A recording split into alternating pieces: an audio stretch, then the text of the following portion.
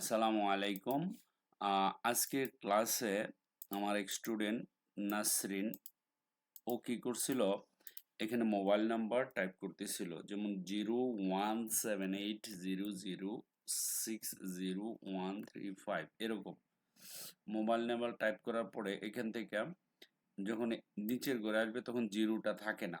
হুম আমি এই সেলটার লেখাগুলি বড় করে দিই, তাহলে আপনাদের দেখতে সুবিধা হবে। ঠিক আছে, ধরুন 36।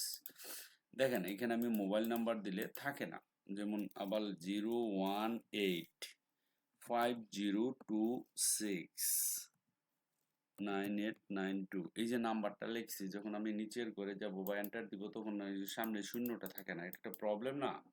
মোবাইল নাম্বারের আগে যদি শূন্য না থাকে কেমন দেখা যায়।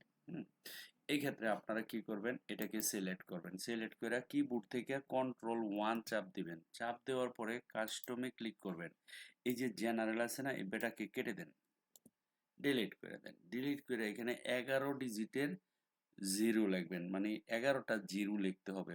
1 2 3 4 5 6 7 8 9 0।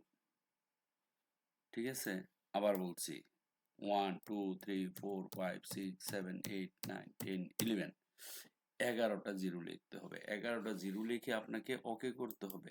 ওকে করার পরে দেখেন এখানে অটোমেটিকলি জিরো যোগ হয়ে গেছে। ঠিক আছে, এখন আমি যে কোনো মোবাইল লিখি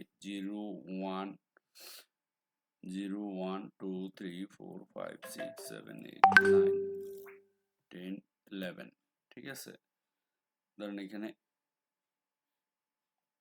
এটা মনে হয় 1 2 3 4 5 6 7 8 9 10 11। নিচেটাতে আসেন, দেখেন আমি মোবাইলে জিরো দিতে পারতেছি। আশা করি জিনিসটা বুঝতে পারছেন, তাই না? আবার বলতেছি, Ctrl+1 এখানে ক্লিক করবেন, Ctrl+1 এ। ঠিক আছে, গেল এটা। প্রথম এটা সিলেক্ট করবেন, রাইট ক্লিক করবেন, সেল ফরম্যাটে যাবেন। যদি সমস্যা হয় কাস্টমে ক্লিক করবেন, এখানে ক্লিক করে জেনারেল থাকবে, এই জায়গায় লেখা থাকবে GENERAL। আপনারা কি করবেন, এটাকে মুছে ফেলবেন। মুছে 1 2 3 4 5 6 7 8 9 10 11টা জিরো দিবেন।